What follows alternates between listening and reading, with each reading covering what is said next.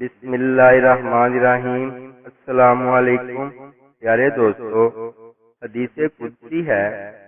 حضرت حسن بصری رحمۃ اللہ علیہ سے روایت ہے کہ اللہ تعالیٰ نے حضرت داؤد علیہ السلام سے فرمایا، اے داؤد، ایک تیری چاہت ہے اور ایک میری چاہت ہے، مگر ہوگا وہی جو میری چاہت ہے۔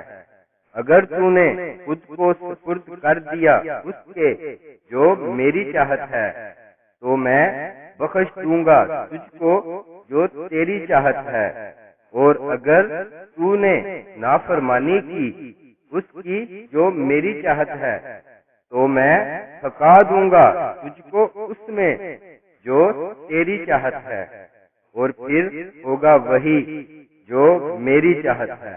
سبحان اللہ۔